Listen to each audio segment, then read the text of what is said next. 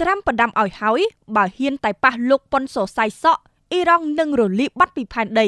គំរាមគេបានវាយគេបានតែអាមេរិកនិងមេដឹកនាំនៃប្រទេសមហាអំណាចលំដាប់លេខ1នេះមិនមែនចេះតែឲ្យគេប៉ះវិញបានងាយៗនោះទេការបង្ហាញសារគំរាមផ្ដាច់ជីវិតប្រធានាធិបតីអាមេរិកលោក Donald Trump ធ្វើឲ្យរដ្ឋអ៊ីស្លាមអ៊ីរ៉ង់ត្រូវទទួលសារគំរាមយ៉ាងធ្ងន់ធ្ងរត្រឡប់ទៅវិញក្នុងបទសម្ភាសន៍ជាមួយសារព័ត៌មាន News Nation របស់អាមេរិកនៅថ្ងៃទី21ខែមករាឆ្នាំ2026នេះលោក Trump បង្ហាញការជឿជាក់ថាអ៊ីរ៉ង់នឹងមិនហ៊ានធ្វើអ្វីដាក់លោកដោយការគំរាមនោះទេប៉ុន្តែលោកអះអាងថាលោកបានចេញបញ្ជាទុកមុនរួចហើយដើម្បីឆ្លើយតបទៅអ៊ីរ៉ង់បើអ៊ីរ៉ង់ពិតជាហ៊ានធ្វើអ្វីផ្ដេសផ្ដាសដាក់លោកមែនបើមានរឿងអ្វីកើតឡើងមែនយើងនឹងបើកការវាយប្រហារបំផ្ទុះពេញប្រទេសអ៊ីរ៉ង់ទាំងមូលតែម្ដងបើមានរឿងអ្វីកើតឡើងមែនពួកគេនឹងត្រូវបាត់ស្រមោលចេញពីផែនដីនេះជាសាររបស់លោក Trump ផ្ញើទៅកាន់អ៊ីរ៉ង់ថ្មីនេះទូរទស្សន៍រដ្ឋអ៊ីរ៉ង់បានចាក់ផ្សាយឡើងវិញនៅរូបភាពអំពីព្រឹត្តិការណ៍ដែលលោក Trump ត្រូវខ្មាន់ប៉ងធ្វើឃាតតែបរាជ័យដោយបាញ់ត្រូវស្លឹកត្រចៀកតែបន្តិចប៉ុណ្ណោះពេលលោកកំពុងឈរថ្លែងសារទៅកាន់អ្នកគាំទ្រក្នុងរដ្ឋ Pennsylvania នាអំឡុងឃោសនារោគសម្លេងបោះឆ្នោតកាលពីខែកក្កដាឆ្នាំ2024មិនមែនគ្រាន់តែចាក់ផ្សាយរូបភាពនោះទេទូរទស្សន៍រដ្ឋអ៊ីរ៉ង់ថែមទាំងភ្ជាប់សំណេរខ្លីគំរាមទៅលោក Trump ថាគ្រាប់កាំភ្លើងលើកនេះនឹងមិនបាញ់ខុសនោះទេអាមេរិកនិងអ៊ីរ៉ង់ចាប់ផ្ដើមក្រហមដាក់គ្នាបន្ទាប់ពីប្រជាជនអ៊ីរ៉ង់ទូទាំងប្រទេសចេញធ្វើបាតកម្មប្រឆាំងនឹងរដ្ឋាភិបាលខ្លួនលោក Trump គំរាមវាយប្រហារអ៊ីរ៉ង់បើអាញាធរអ៊ីរ៉ង់ហ៊ានសម្លាប់បាតកោឯអ៊ីរ៉ង់គំរាមវាយប្រហារត្រឡប់ទៅវិញទោះយ៉ាងណាជាក់ស្ដែងពិតប្រាកដគេបានត្រឹមឮសារគំរាមដាក់គ្នាប៉ុណ្ណោះដោយមិនទាន់ឮសំឡេងផ្ទុះអាវុធដាក់គ្នានោះទេខណៈនៅអ៊ីរ៉ង់មានមនុស្សខ្ទង់4ទៅ5000នាក់ហើយក្នុងនោះក៏មានទាំងកម្លាំងសមត្ថកិច្ចខ្លួនឯងប្រមាណ4ទៅ500នាក់ផងដែរបានបាត់បង់ជីវិតក្នុងមហាបាតកម្មនេះមហាបាតកម្មនៅអ៊ីរ៉ង់ដែលចាប់ផ្ដើមពីចុងឆ្នាំ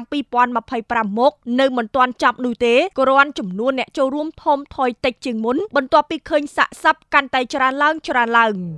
សហរដ្ឋអាមេរិកមើលទៅដូចជាបានត្រៀមខ្លួនរួចជាស្រេចទៅហើយដើម្បីវាយប្រហារអ៊ីរ៉ង់ក៏ប៉ុន្តែហេតុអ្វីអាមេរិកនៅតែមិនចេះកៃទម្លាក់គ្រាប់ទុកឲ្យពិភពលោកអន្តរសាតាមដាននោះមិនមែនដោយសារតែទីក្រុង Washington អន់ឬក៏កំសាន្តនោះទេតែដោយសារតែអ៊ីរ៉ង់គឺជាប្រទេសដ៏គ្រោះថ្នាក់បំផុតមួយនៅលើផែនដីក្នុងការវាយប្រហារហើយផលវិបាកនឹងរីករាលដាលឆ្ងាយពីព្រំដែនរបស់អ៊ីរ៉ង់ខ្លួនឯង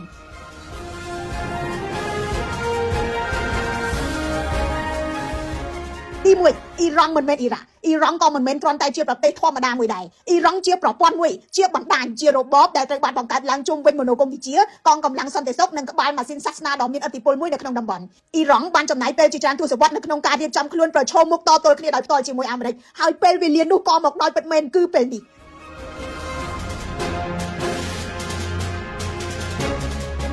ទី2អ៊ីរ៉ង់គឺជាមហាអំណាចមួយនៅក្នុងពិភពមូស្លីមហើយមើលឃើញខ្លួនឯងថាជាមេដឹកនាំនៃអក្សនៃការតស៊ូបើទោះបីជាពិភពមូស្លីមមិនមែនជាប្លុករួបរวมតែមួយហើយរដ្ឋាភិបាលមួយចំនួនមិនចូលចិត្តទីក្រុងទីអ៊ីរ៉ង់ក៏ដោយការវាយប្រហាររបស់អាមេរិកនៅតែអាចបង្កឲ្យមានកំហឹងនៅទូទាំងប្រទេសជាច្រើនសម្ពាធសាធារណៈនោះអាចធ្វើឲ្យសម្ព័ន្ធមិត្តជំពើបទៅនឹងអស្ថិរភាពហុចដាវចាក់សាំងបញ្ឆេះកំហឹងទៅដល់ពួកជ្រុលនិយមដែលនឹងប្រែក្លាយប្រតិបត្តិការយោធារបស់អាមេរិកទៅជាគ្រោះមហន្តរាយនយោបាយបញ្ចប់ពេលទេ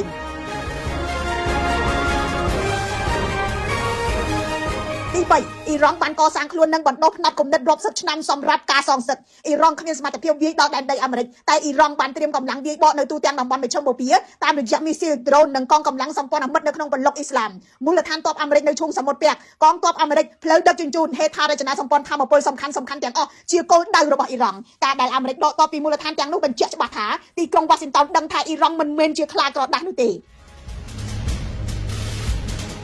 ទី4សហរដ្ឋអាមេរិកយល់ថានេះនឹងមិនមែនជាការវាយប្រហារមួយយប់ឡើយហើយក៏មិនចប់ដោយករណីវេណេស៊ុយអេឡាដែរគ្រាប់បែកមួយគ្រាប់ដែលអាមេរិកទម្លាក់លើអ៊ីរ៉ង់អាចទាញសម្ព័ន្ធលាក់កំបាំងរបស់អ៊ីរ៉ង់ឲ្យកំដរអាមេរិកវាយជុំទី2ជុំទី3ដែលប្រែក្លាយការវាយប្រហារទៅជាសង្គ្រាមរ៉ាំរ៉ៃនៅក្នុងតំបន់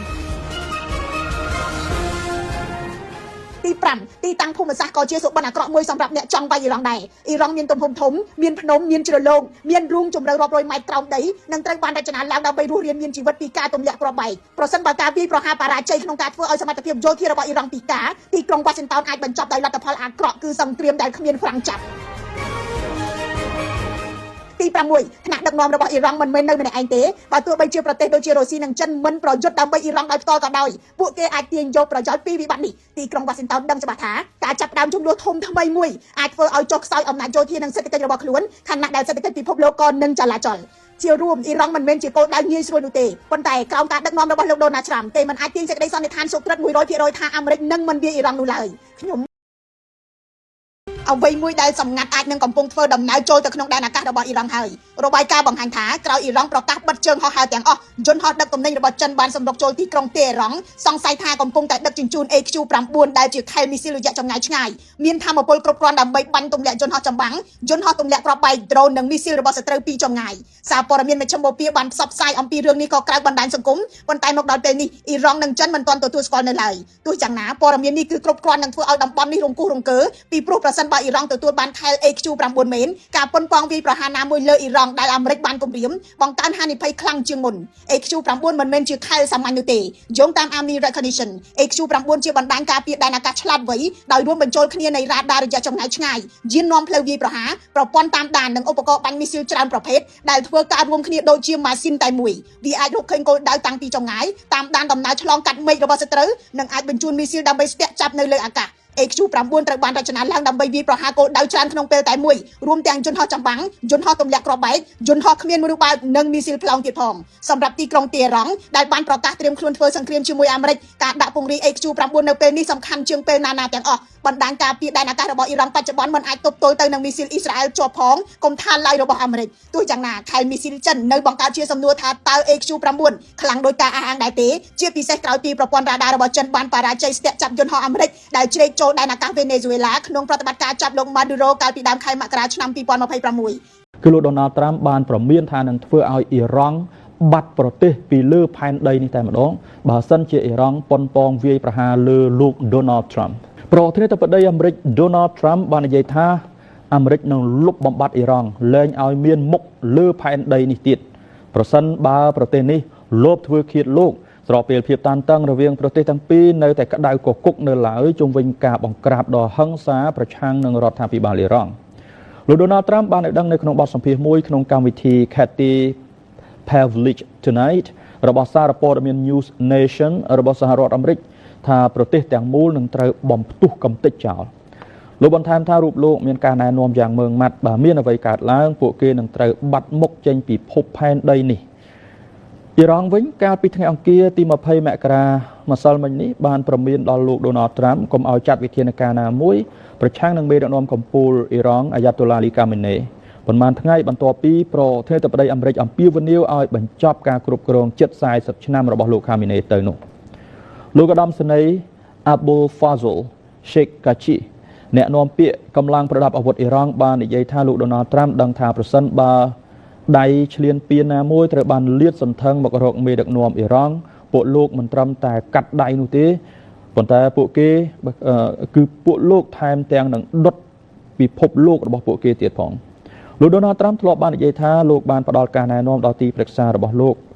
ឲ្យបំផ្លាញអ៊ីរ៉ង់ប្រសិនបើប្រទេសនេះនៅពីក្រោយការលបលួចធ្វើឃាតរូបលោកស្របពេលដែលស្ថានភាពនៃការតវ៉ានៅអ៊ីរ៉ង់ហាក់មានសភាពស្ងប់ស្ងាត់ទៅវិញបន្តិចការគម្រាមវាយប្រហារដល់យោធារបស់សហរដ្ឋអាមេរិកក៏បានថយកម្ដៅមកវិញបន្តិច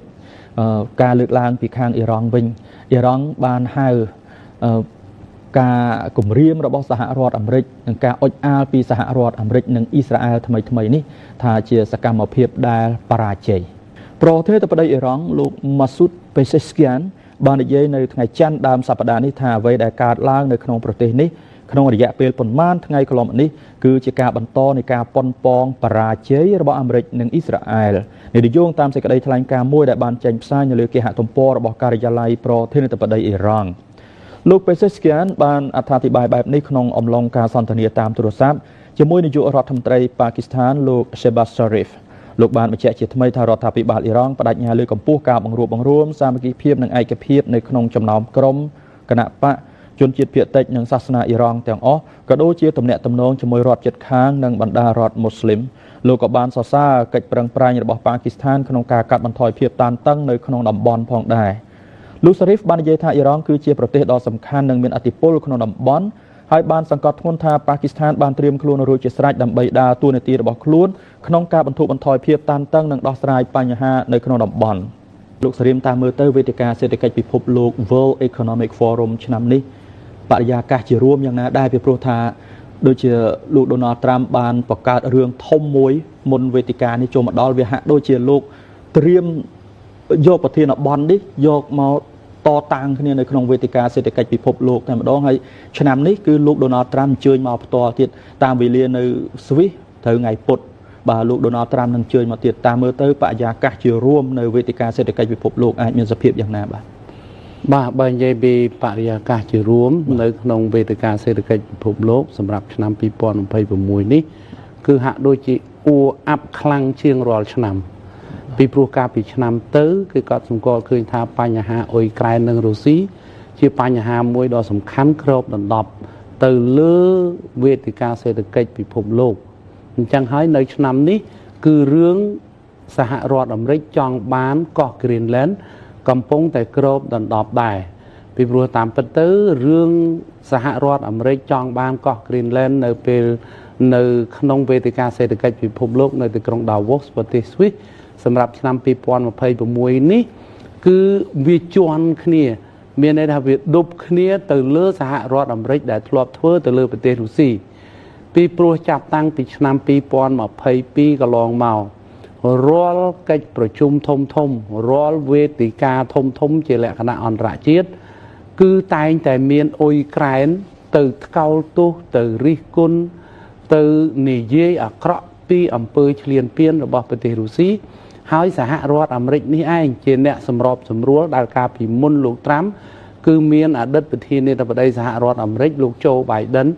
លោកโจ Biden តែងតែបើកទ្វារតែងតែបើកផ្លូវឲ្យលោក Volodymyr Zelensky ប្រធានាធិបតីអ៊ុយក្រែនឈររិះគន់និងថ្កោលទោសរុស្ស៊ីចំពោះអំពើឈ្លានពានទៅលើប្រទេសអ៊ុយក្រែនដោយប្រើកងកម្លាំងយោធាទាំងកំរោលទោះបីជាមិនផ្ដល់ឱកាសឲ្យប្រធានាធិបតី